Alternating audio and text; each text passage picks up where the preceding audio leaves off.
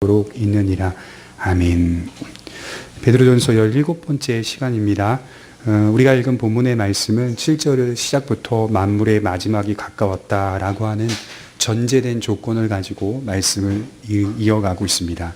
예수님의 재림과 마지막 때, 하나님의 심판 때가 가까이 왔으니 어떻게 살아가야 하는지를 말씀해 주고 있습니다. 이것은 마치 버스에 탑승한 승객들이 종점에 다다르자 내릴 준비를 하는 것과 같은 모양새입니다. 버스가 종점에 가까이 오면 올수록 승객들은 내릴 준비를 하게 되는 것이죠. 종점이라고 하는 것은 더 이상 달리지 않는다는 말이고 더 이상 전진할 수 없는 그런 이야기를 하는 것이죠. 승객들은 종점이 가까이 오면 올수록 잠에서 미리 깨기도 하고 머리도 만지기도 하고 옷을 정리하기도 하고 가방을 챙기기도 하는 겁니다. 그래서 우리 믿음도 저는 마찬가지라고 생각해요. 주님의 날을 기다리는 성도로, 마지막 심판과 예수님의 재림을 기다리는 성도로 날마다 깨어 분별하며 살아가야 하는 겁니다. 우리의 정신이 빼앗기지 않도록 하라, 우리의 전인격이 깨어 있도록 하라는 것이 오늘 7절에 중심된 가르침입니다. 그래서 7절에 만물의 마지막이 가까이 왔으니 그러므로 너희는 정신을 차리고 근신하여 기도하라. 먼저 말세라는 말이 나오죠. 마지막이라고 하는 시점에 대해서 좀 생각해 봐야 합니다. 만물의 마지막이 가까이 왔다고 하는데 말세의 종점이 접근해지는 것을 말하는데요. 그럼 여러분, 말세의 종점은 어느 때부터 시작되는가? 라는 질문을 던지지 않을 수 없습니다. 사람들이 그러죠. 말세야, 말세야, 말세야, 말세야 이런 말 하죠. 그게 어느 시점부터 그런 말세인가? 어떤 사건과 상황을 보면서, 지나친 타락과 범죄를 보면서 그런 말들을 우리는 종종 합니다. 성경은 종점의 일시를 천사도 모르고 인자도 모른다고 말합니다. 그러니까 말세가 언제 일어나는지, 마지막 때가 언제 이루어지는지에 대한 일시는 천사도 모르고 인자도 모른다, 이렇게 말을 했어요. 마태복음 24장 35절에 보면 천지는 없어질지언정 내 말은 없어지지 아니하리라. 그러나 그날과 그때는 아무도 모르나니 하늘의 천사들도 아들도 모르고 오직 아버지만 아시느니라. 그러니까 예수님의 재림 때, 마지막 이 땅의 새하늘과 새 땅이 이루어지는 그날은 인자도 모르고 천사도 모르고 아버지의 권한이 있다, 이렇게 말씀하는 내용이거든요. 그러면 이 말세라고 하는 시점의 출발점은 언제부터 그럼 우리가 생각할 수 있는 것인가? 이 종점의 일시를 말하는 건 이단입니다. 먼저 언제 그런 일들이 일어날 거야 라고 말한다, 그런 사람들은 다 이단이에요. 어느 때에 어느 날에 주님이 오신다, 이런 말들은 다 거짓말입니다. 성경은 그 일시를 분명하게 기록해 놓지 않았습니다. 다만 일어나는, 되어지는 사건과 상황들을 보면서 분별하라, 이걸 징조라고 하거든요. 징조를 보면서 마지막 때를 분별하라. 일어나는 일들이나 또 기근이나 징조와 전쟁, 이런 것들을 보면서 분별하라. 그럼 여러분, 언제부터 종점의 때라고 말할 수 있겠습니까? 시점의 출발이 언제부터일까요? 성경은 그것을 예수님의 초림 때부터다, 이렇게 말을 해요. 예수님이 이 땅에 아기 예수님으로 오시는 그때부터 뭐가 시작된 거죠? 말세가 시작된 거예요. 그렇죠? 그렇게 우리가 이해를 해야 돼요. 예수님이 이 땅에 내려오시는 그 시점부터 이미 마지막 때 말세는 시작됐다. 그래서 초림 때부터 말세는 시작됩니다. 주님이 이 땅에 초림하신 순간부터 이미 말세가 가까이 오는 것이라고 말하는데요. 예수님의 초림부터 종말이 시작된 것이라고 말합니다. 초림하신 예수님께서 죽으시고 부활하셔서 승천하시게 되거든요. 그리고 이 땅에 누구를 보내시죠? 주님이 올라가시면서 내가 성령을 너희들에게 보낸다. 이제 성령이 너희를 인도하고 이끌고 또 보살피시고 양육하시고 깨닫게 하실 것이다. 성령을 너희에게 보낸다, 이렇게 말씀을 하시거든요. 성령이 날마다 우리에게 마지막 때를 분별케 해주시는 그 역할을 계속하는 겁니다.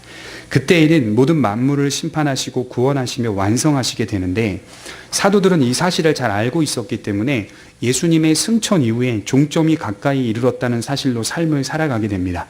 그러니까 모든 삶의 자세와 태도가 예수님이 승천하고 난 이후부터 바뀌었어요. 가만히 보십시오. 사도들의 삶의 자세와 태도가 다 바뀌었어요. 왜 바뀌었냐면요, 말세가 시작됐다, 말세가 가까이 이르렀다라고 하는 삶의 자세와 태도를 가졌기 때문입니다. 이것을 신학적으로 접근감, 이렇게 말해요. 접근감. 사도들의 신앙은 접근감을 가지고 살았던 신앙이었습니다. 고향에 다 왔다는 접근감이 있으니 그들은 날마다 모여서 말씀을 듣고 깨어 기도했습니다. 하나님의 뜻이 내 안에 이루어지기를 소망했습니다. 이것을 구체적으로 말씀드리면 오늘 7절에 정신을 차리고 근신하여 기도하라. 이렇게 말씀을 하고 있어요. 정신을 차리고 근신하여 기도하라. 이렇게 말씀을 하고 있다는 것이죠. 정신을 차리고라는 말은요, 잡념을 용납하지 말라는 뜻입니다. 잡념. 그래서 오늘날 세상은 여러 가지 잡념들을 주입시키는데요. 특히 저도 포함해서 스마트폰이 보급되고 사람들의 정신은 거의 통신 장비의 노예가 되어버렸습니다. 이게 참 편리하고 좋지만 가만히 생각해 보면 쓸데없이 생각하게 만드는 것도 많이 있다라고 하는 거죠. 부인할 수 없어요. 젊은 사람들은 스마트폰 없이 못 살 정도로, 와이파이 없이는 못 살 정도로 어디를 가면 무조건 뭐 물어보죠? 와이파이는 어떻게 되나요? 예. 재밌죠. 필요하니까 그런 겁니다. 그러나 와이파이 없이 못 살 정도로 어디를 가면 먼저 와이파이를 물어봅니다. 스마트폰을 꺼냅니다. 바르게 사용하면 좋지만 잘 아시다시피 많은 부분 우리의 정신을 빼앗습니다. 그리고 굳이 걱정하지 않아도 될 일들을 막 그 안에서 만들어서 잡념이 무한해지는 거죠. 저도 포함해서 드리는 말입니다. 베드로는 이것을 용납하지 말라. 그러한 잡념이 들어오지 않도록 용납하지 말라. 이걸 정신을 차리고 이 의미죠. 그래서 이어서 나오는 근신하여라고 하는 의미도요, 이 헬라어로 네포라고 하는 단어인데요. 이게 생활과 행위가 기울어지지 않는다, 이런 뜻이에요. 내 생활과 행위가 세상 속에 기울어지지 않게 하라. 생활과 행위는 해야 돼요. 생활과 행위는 늘 하며 살아야 돼요. 그러나 기울어지지 말게 하라. 이렇게 말하는 거죠. 생활과 행위가 이 세상 속으로 기울어지면 안 된다. 성경은 성도가 세상 속의 모든 신경이 기울어지게 되면 능력을 상실하게 될 것입니다. 이렇게 얘기를 해요. 우리가 만약에 세상 속의 모든 부분에 신경을 기울이며 살아가게 되면 경건의 능력을 잃어버리게 됩니다. 정말 그래요. 그럼 그 다음에 나타나는 현상이 뭐냐면, 잘 보십시오. 교회에 대한 비판감이 커집니다. 잘 기억하셔야 돼요. 그게 경건의 능력을 상실하는 경우일 수가 있습니다. 우리가 세상 가운데 믿음 안에서 더 견고해지고 들어오면 옳지 않은 부분들에 대해서 우리가 생각하고 사고하고 분별하는 것은 필요하지만, 그리스도의 핏값으로 사신 교회, 또 교회 안에서 주어지는 여러 사역과 사명들에 대해서 다소 부정적으로 생각하려는 시각을 갖습니다. 여러분, 본질적인 문제에 대해서는 부정적일 필요가 없어요. 교회가 가진 본질적 사명과 사역과 열매에 대해서는 우리가 지지해주고 축복해주고 기도해주고 밀어주고 응원해주는 부분들이 필요합니다. 이게 유기적인 공동체이거든요. 그런데 내가 만약에 세상 속에 내 모든 신경을 기울여지게 되면 내가 믿고 있는 경건의 바운더리도 그렇게 중요하지 않게 여겨지겠죠. 그럼 세상의 가치관과 생각이 내 안에 이미 온 신경으로 자리를 잡고 있기 때문에 이 영적인 삶의 원리, 경건의 삶의 원리나 자세와 태도 같은 것들은 지나치게 멀리하려고 하는 태도를 보이는 겁니다. 그래서 이런 것들이 우리가 세상에 우리 신경을 기울어지게 되면 경건의 능력을 상실할 수 있다. 말씀의 능력이나 기도의 능력은 어떻게 일어나는지 아십니까? 간만에 기도하면 일어나는 게 아니라요, 계속해야 일어납니다. 예, 간만에 기도하면 일어나는. 근데 간만에 기도하면 기도가 잘 되죠. 예, 죄송하지만 오래 간만에 기도하면요, 기도가 잘 돼 또.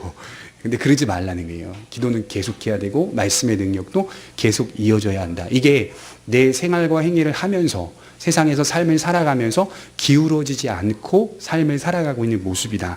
이렇게 말씀을 하는 겁니다. 세상을 살아가는 것만큼 경건에는 전혀 도움이 되지 않아요. 제가 이제 제 경험을 이야기해 볼게요. 한 주간 설교 준비를 하면서 수시간 동안 이제 앉아서 설교 준비를 막 했어요. 주일날 설교 준비를 이제 잘 끝낸 것도 아니지만 열심히 설교 준비를 했어요. 토요일날 저녁에 잠깐 동영상 5분짜리 잠깐 본 게 주일날 아침, 주일날 강단에 서기까지 계속 생각이 나는 거예요. 그거 아십니까? 정말 대단해요. 이 세상이 대단해요. 예. 제가 설교 준비하는 시간 월요일부터 시작하거든요. 주일 오전 설교를. 월요일부터 시작하면 시간적으로 따지면 많은 시간을 투자해요. 근데 그 잠깐 5분의 동영상이 수시간의 설교의 모든 준비를 다 까먹어 버립니다. 계속 떠오르는 거예요. 이미지가 계속 생각이 나고요. 아침에 눈 딱 떴는데 바로 생각이 나고. 그러니까 엄청나게 이 세상의 이 영향이 크다는 거예요. 세상의 그 짧은 동영상이 우리에게 주는 여러 가지 영향력이 있다는 거죠. 그래서 얼마나 반성이 되는지 계속 그것만 떠오르는, 마치 당구 좋아하는 사람이요, 이렇게 누우면 당구 큐대가 이렇게 보인대요. 얘기 들어보니까 그런 비슷한 거예요. 세상의 영향력이, 세상이 재밌고 흥미로운 것들이 이렇게 잠깐 5분밖에 봤는데 그게 뭐 크게 나한테 영향을 주겠어 하고 본 거거든요. 그날. 근데 그게 그 5분짜리가 그냥 그 주일날까지 다 덮쳐서 영향을 줄 거라고 생각을 못 했어요. 그래서 성도는 항상 하나님의 진리와 지혜로 안전하게 거해 있어야 한다고 말씀을 하는 겁니다. 제가 존경하는 이재철 목사님 같은 경우는 이제 금요일서부터 토요일 주일까지는 이제 방에 들어가면 안 나온대요. 그 집 안에서. 그래서 토요일 주일 그래서 이제 뭐 주례나 뭐 예를 들어 성도들의 돌잔치나 뭐 이런 거 있을 거 아니에요. 교회가 이제 크다 보니까. 근데 다 거기를 참석을 안 하신대요. 제가 왜 그런가 봤더니 이제 그렇게 한 번씩 두 번씩 이렇게 만약에 왔다 갔다 하다 보면 자기도 모르는 사이에 그 수시간 내에 설교 준비한 내용들이 다 이제 까먹어져서 이제 그렇게 양해를 성도들한테 구했다고 하더라고요. 그러면 이제 성도님들이 어떻게 그럴 수가 있냐라고 생각하고 다른 타 교회 목사님들은 다 그렇게 오시고 다 자연스러운데 어떻게 그럴 수가 있냐면 이제 교회에 나오시지 않을 분들은 또 이제 안 나오시게 되고 그 양해를 구하고 받아들이는 분들은 그 자리에 이제 목사님의 설교 준비할 시간과 목회의 시간들을 이렇게 충분히 협조해 주시고 그렇게 하는 책의 그 이야기를 제가 보았어요. 아, 이분은 그래서 그런지 이제 그분의 설교가 상당히 좋거든요. 엄청 말씀이 너무 깊고 굉장히 넓거든요. 그래서 그만큼 많은 시간을 할애하구나 이런 생각들을 해보게 되었습니다. 그러니까 그만큼 우리가 혹여나 다른 데 눈을 돌리게 되면 영적인 생활이 뒤틀어질 수 있다는 사실을 생각해 보게 된다는 거죠. 그래서 여러분 하나님을 섬기고 예배하고 기도하는 일들 이게 정말 아무것도 아닌 것 같지만 매주 주일날 일주일에 한 번 나와서 예배 드리는 일 정말 아무것도 아닌 것 같잖아요. 그러면 한 주 빠지고 그 다음 주 나올 때 느낌이 좀 다릅니다. 정말 그래요. 이제 신앙생활 해보시면 아시겠지만 매주 나오다가 한 주 어떤 사정에 의해서 잠깐 빠지고 그 다음 주에 이제 2주 만에 나오게 되면 그때 또 우리의 삶의 자세, 우리의 태도 이런 모습도 좀 다릅니다. 달라요. 신앙이라는 게 계속 이어가고 계속적으로 장기화되어질 때 경건의 능력과 경건의 모양새가 분명하게 갖추어지는 것이지 이제 우리가 눈을 돌리게 되면 경건의 능력도 경건의 모습도 상실할 수 있다. 우리의 안정감은 어디서 찾아야 되느냐? 경건 안에서 찾아야 됩니다. 그래서 여러분 영화를 보러 가는 거 가지 말라는 게 아니에요. 가야죠. 그러나 경건 안에서 하나님 안에서 하나님을 믿고 신앙생활하는 것 가운데 가족들과 영화를 보고 하고 영화를 보고 난 후에 이런 것들은 옳지 않다. 이런 것들은 우리가 받아들일 수 없다. 그러나 이런 것들은 참 흥미가 있더라. 생각해 볼 만하더라. 라고 하는 부분들. 이런 부분들을 서로 이야기하고 이렇게 세워가는 거 필요한 것 같습니다. 그래서 정신을 차리고 근신하라는 말씀에 대하여 예수님은 이렇게 2가지로 접근하셨어요. 예수님께서 시험에 들지 않도록 깨어있으라고 하셨는데요. 그 첫 번째가 시험에 빠지지 않은 정신 상태를 갖춰라. 이렇게 예수님이 말씀하셨어요. 마태복음 26장 41절에 보면 제자들을 데리고 산 중턱으로 올라가서 제자들에게 멀찌감치 돌 하나 던질 만큼의 거리로 딱 떨어져서 얘들아 시험에 들지 않게 깨어있어 기도하라. 이렇게 말씀을 하셨어요. 거기서 말씀하시는 시험, 그 시험의 의미는 이 공포심이라고 합니다. 공포심. 제자들아, 시험에 들지 않게 깨어 기도하라. 거기서 그렇게 말씀하신 건 공포심이래요. 그럼 무슨 공포심이냐? 장차 닥쳐올 세상 앞에서의 공포심에 빠지지 말라. 어떻게 되죠? 그 장차가? 자기의 스승이 죽잖아요. 그럼 누가 더 커지죠? 세상이 커지잖아요. 그러니까 그 앞에서 공포심을 갖지 말라. 그래서 제자들에게 예수님이 요구했던 거는 공포심에 빠지지 말라. 세상이 더 크지 않다. 내가 비록 죽어도 세상이 큰 게 아니다. 그 두려움에 사로잡히지 말라. 제가 청년들을 가르칠 때요. 이 부분이 가장 많이 받은 질문인데요. 직장생활을 하다 보니까 하나님보다 세상이 더 무서울 때가 있다는 거예요. 그래서 세상 앞에서 믿음이 공포심이 난다는 거예요. 그래서 베드로가 주님을 3번 부인한 것과 같은 삶이 전도사님 제 삶에도 이어지고 있습니다. 이렇게 말하는 청년들을 보았어요. 은근히 자신이 주님을 모른다고 부인하며 살았다는 것을 이렇게 간증하듯이 이야기해 주더라고요. 직장생활의 한 스토리 중에서. 세상 속에서 믿음을 지켜내며 사는 게 그만큼 힘들다는 그런 말일 겁니다. 그러니 시험에 들지 않게 깨어있으라 주님은 그렇게 말씀을 하는 겁니다. 잘 보세요. 예수님이 말씀한 내용을 자세히 분석해 보면 내가 좀 봐줄 테니까 좀 이해해 줄 테니까 그렇게 해도 돼. 이렇게 말씀하는 구절이 하나도 안 나와요. 그러니까 정신을 차리고 깨어 기도하라. 이렇게 말씀을 하세요. 너희들이 그렇게 얘기하고 힘들고 세상이 힘들고 직장생활하는 거 힘들고 내 상사가 하나님보다 커 보이고 그래 너희들 그렇게 얘기하지만 그래 좀 봐줄게 이렇게 말씀하시는 내용이 없어요. 다 뭐냐면 그러니까 시험에 들지 않게 깨어 기도하라 깨어 있으라 이렇게 말씀을 하는 거죠. 이 말은 단단하게 잡으라는 거예요. 부인해도 된다 이 얘기가 아니라 단단하게 잡고 그러니 시험에 들지 않게 깨어 주님을 부인하지 말라 이렇게 말씀을 하는 겁니다. 회개하면 되겠지 이런 생각하지 말고 회개하기 전에 죄를 짓지 말라. 더 담대하게 단단하게 세상 속에서 내가 믿고 있는 자라는 것을 좀 외쳐라. 내가 예수를 알고 있는 사람. 오늘 오전에 말했듯이 내가 주님을 알고 있다. 그 알은 정보의 알이 아니라 내 가슴의 암, 내 삶의 암이다. 당신의 개입과 간섭보다 하나님의 간섭이 훨씬 더 두렵고 무섭고 안전한 것이다. 라고 하는 분명한 고백, 확신이 있어야 한다. 이렇게 볼 수 있죠. 그래서 루터가 이런 말을 했어요. 새가 머리 위로 날아가는 것을 막을 수 없지만 새가 자신의 머리에 둥지를 트는 것을 막을 수 있다. 새가 머리 위로 날아갑니다. 그건 막을 수 없지만 새가 자신의 머리에 둥지를 트는 건 막을 수 있다. 예수 믿는 사람들이 새가 머리에 둥지를 트게 되면 트게 하지 못하도록 막아야 되잖아요. 그걸 하라는 거예요. 성도가. 그걸 하라는 거예요. 그냥 날아가는 건 난 막을 수 없어. 세상이 무서운 건 난 막을 수 없어. 이렇게 가면 앞으로도 계속 막을 수 없다. 철저히 막을 수 없다. 라는 계속적으로 핑계 대게 되는 거죠. 변명하게 되는 거죠.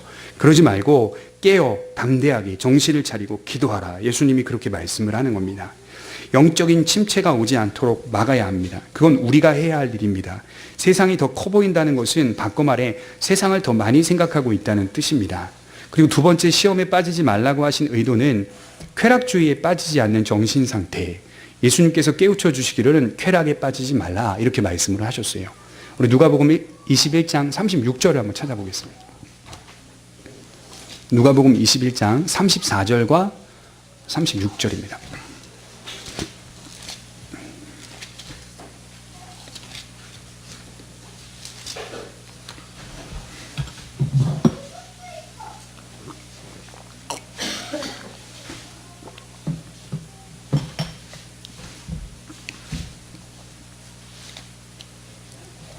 누가복음 21장 34절, 36절입니다.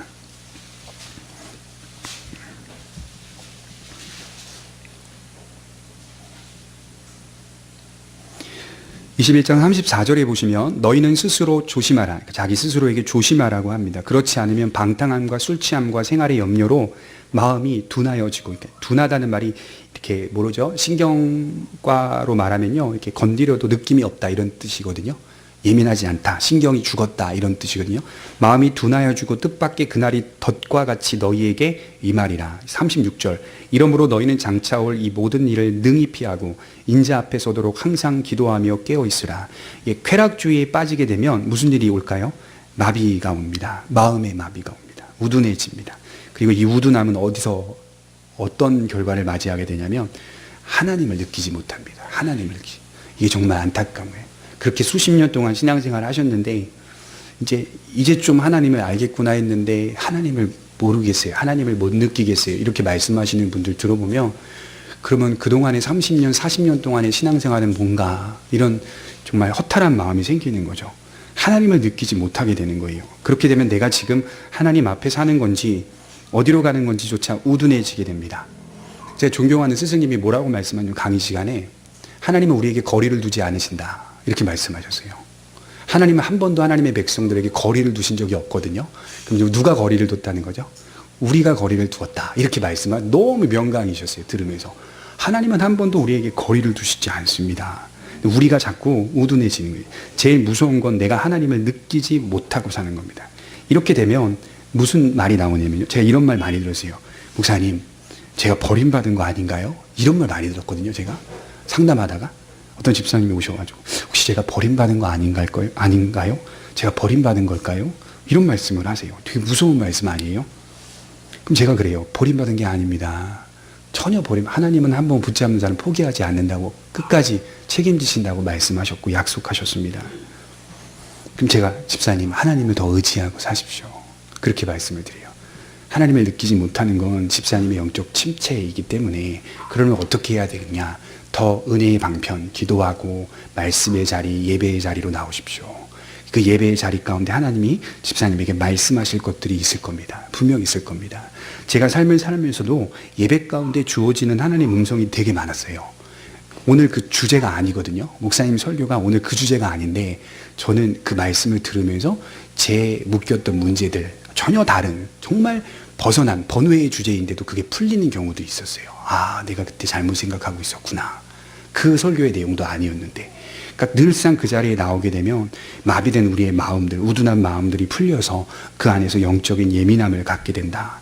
쾌락주의가 당장에는 좋습니다. 당장이 얼마나 달아요. 그 5분짜리 동영상 얼마나 달아요. 얼마나 재밌게 보는지. 당장에는 좋아요. 그러나 성도를 조금씩 갉아먹고 무력하게 만들 수도 있습니다. 그래서 누가복음 21장 36절에 이런 단어가 써있죠. 능히 피하고 이렇게 말하고 있어요. 장차올 이 모든 일을 능히 피하고, 이게 카티스키오 에쿠피우고 탈출하라 이런 뜻인데요. 하나님의 말씀은 우리에게 너희는 항상 세상 속에서 탈출하는 자세를 가져야 한다 이렇게 말하는 거예요. 근데 여러분 흥미로운 건 뭐냐면요. 이 탈출하다, 도망가다라는 뜻인데요. 이 능히라고 하는 동사입니다. 여러분 도망치거나 탈출한다는 것은 약해서 하는 거잖아요.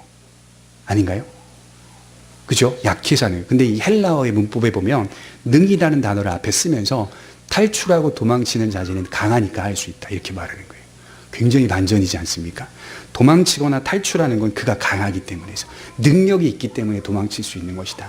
탈출할 수 있는 것을 이렇게 말씀을 하는 겁니다. 굉장히 흥미롭죠. 보통은 사람들은 도망치고 탈출하는 것은 약하기 때문에 도망가는 거야. 물론 여러분 우리 옛날 말들 중에 뭐 똥이 뭐죠? 무서워서 피하냐, 더러워서. 예, 그것도 좀 강한 모습이기도 할 겁니다. 그러나 오늘 성경이 말하는 능이라고 하는 단어는 세상보다 내가 더 우세하다는 뜻입니다. 훨씬 더 우세하다. 나라는 한 사람이 세상이 감당하지 못하는 능력 있는 사람이다. 히브리서 11장에 그는 세상이 감당치 못할 자다 이렇게 말하고 있잖아요. 그래서 우리는 그만한 능력 있는 사람이다. 그래서 능력으로 탈출하라 이렇게 말하는 겁니다. 그래서 믿음 안에서 충만한 성도는 능력으로 세상 속에서 탈출하는 일을 잘합니다. 현혹되거나 미혹받지 않습니다. 오히려 우세한 모습입니다. 그래서 쾌락 속에 빠지지 않는 것, 죄짓지 않는 것, 잡념을 용납하지 않는 것, 이런 모습들은 내가 약해서가 아닙니다. 우세한 모습입니다. 우세한 모습. 제가 안 믿는 분들 장례식장에 가면 가족들 중에 믿는 사람과 믿지 않는 사람들이 장례식을 하면 이렇게 모이잖아요. 그러면 이제 제가 저희 이제 가족만 생각해 봐도 꼭 싸워. 그래서 꼭 좀 불화가 막 일어나는 걸 제가 너무 어린 시절부터 이렇게 쭉 자라면서 많이 봤거든요. 그러니까 이제 우리 부모님의 방법은 탈출하는 거예요. 피하는 거예요, 계속. 적당히 어느 시점까지는 이제 맞춰주고, 그 다음에 탈출하고 피하는 일들을 계속 수십 년 동안 하시면서 하시더라고요. 끈질기게. 항상 일관된 자세예요. 더 들어가지도 않고 덜 들어가지도 않고 하고 나오는 자세. 이런 것들이 지혜라고 생각한 지혜. 예. 전도라는 것도 그렇잖아요. 전도도 우리가 막 궁절의 마음을 가지고 전도를 막 해요. 근데 그게 우리 감정을 다해서 할 때도 있지만, 때로는 감정이 좀 이렇게 절제된 상태에서 이성만을 가지고 내 생활과 행위가 있기 때문에, 경건의 내 삶이 더 중요하기 때문에 전도를 하되 내 삶이 무너지지 않는 선에서 전도하면서 살아가는 것. 그것은 그 사람이 볼 때 왜 나를 더 불쌍하게 안 여겨줘? 너무 냉철해, 너무 냉혹해, 너무 차가워 이렇게 말할 수 있지만, 그게 하나님이 우리에게 주신 방법입니다. 그 사람을 더 이후에 더 전도할 수 있고 장기적으로 그 사람을 더 사랑할 수 있는 방법이 될 수가 있어요. 오늘 다 한 번에 뻥을 내보자 이러면 오히려 무너질 수가 있어요. 오히려 균형을 갖고 절제된 마음으로 전도하고, 그리고 하나님과의 우리의 관계를 세워가면서, 그리고 또 그에게 또 시간이 될 때 또 이야기하고 이러면서 관계를 맺어갈 때 지혜로운 방법 아니겠느냐, 이렇게 말씀을 드릴 수 있죠. 그래서 후퇴하는 모습은 전진하는 모습이다. 저는 이렇게 정의하고 싶습니다. 여러분, 세상에서 후퇴하는 모습은 전진하는 모습입니다. 자신 안에 기준이 분명하다는 사실을 가져야 돼요. 그래서 제가 사도들을 봤어요. 역사 속에서 사도들, 그 다음에 속사도들, 그 다음에 교부들, 그 다음에 교부들 다음에 종교개혁자들, 이제 이런 믿음의 사람들이 이렇게 쭉 이렇게 책을 보면서 보니까요, 이 사람들의 특징이 하나 있어요. 첫째, 고집이 세다. 둘째, 줏대가 있다. 고집이 비슷하단 말이긴 한데요, 이 사람들은 이 진리 안에서는 굉장히 줏대가 강한 사람들, 그리고 고집이 되게 강해요. 그러니까 사람들이 그 사람이 고집이 너무 세다라고 하는 것 때문에 굉장히 욕을 많이 해요. 여러분, 스코틀랜드에 그 장로교의 처음 설립자가 이 존 낙스라고 하는 사람이에요. 우리나라에 이제 장로교가 들어왔잖아요. 이 장로교의 간판을 공식적으로 행정화했던 사람이 존 낙스거든요. 그리고 공식적으로 행정화하기 이전에 이미 장로교의 신학과 성경적인 사상들을 밑밥을 깔아줬던 사람이 존 칼빈이라고 하는 사람이고, 그러니까 실제적으로 행정적으로 만들었던 사람은 존 낙스라고 하는 사람이거든요. 낙스가 스코틀랜드에 살면서요, 그렇게 사람들에게 자주 듣던 말이 두 가지입니다. 고집세다. 그리고 사람이 차갑다. 굉장히 고집세고 차갑다. 되게 듣기 싫은 말 아니에요, 사람들이. 그리고 완고하다. 막 이런 말들. 그런 말을 들으면서 거기서 신앙생활을 했어요. 근데 재밌는 건 뭔지 아십니까? 존 낙스가 설교하고 말씀을 가르치고 학교에서 후학들을 길러내고 하는 그 시점에, 그 시대에 스코틀랜드가 가장 건전했습니다. 전 세계에서. 문화적으로나 경제적으로나 정치적으로나 가장 성경적으로 건전한 사회가 구성되었어요. 국회도 그렇고 모든 부분이 존 낙스의 영향이다. 이렇게 정치인들도 얘기할 정도로.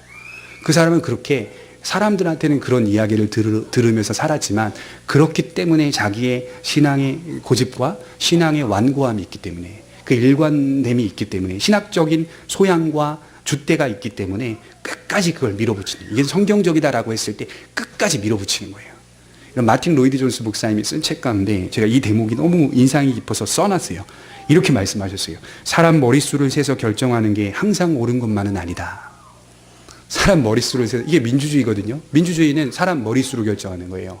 그렇잖아요. 투표를. 그게 항상 옳은 건 아니다.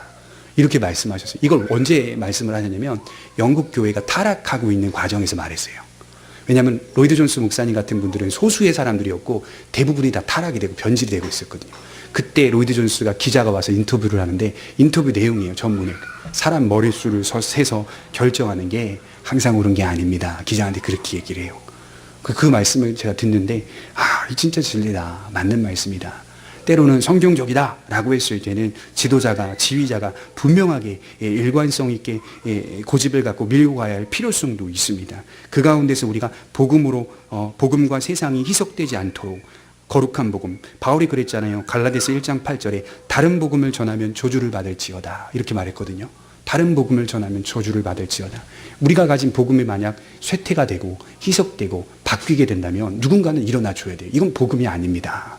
다른 복음을 전하면 저주를 받을지어다. 다수가 그렇게 그런 복음을 좋아해도 소수가 이런 분명 일관된 복음을 붙잡고 있다면 우리는 그걸 밀고 가는 거예요. 이것이 성경적인 것이다 라고 믿고 가는 거죠. 왜냐? 바울이 그랬잖아요. 다른 복음 전하면 그냥 끝이야 이렇게 말하는 것도 아니고 이건 가장 나쁜 것이다. 옳지 않은 것이다. 이렇게 말씀을 하고 있기 때문이죠. 그래서 이런 오늘 정신을 차리고 근신하여 기도하라 라고 하는 말씀이 우리 인생 속에서 분명하게 적용되기를 소망합니다. 예수님이 말씀하신 것처럼 우리가 시험에 들지 않도록 날마다 깨어 기도하고 또 그 안에서 주어지는 하나님의 여러 가지의 은혜들이 있습니다. 살아갈 수 있는 방식과 방법들, 방향들, 여러 가지 모습들로 하나님께서 우리에게 말씀해 주시는데 그 말씀 받고 그 힘으로 살아가면 되는 겁니다. 기도하도록 하겠습니다. 자비하신 하나님 감사합니다.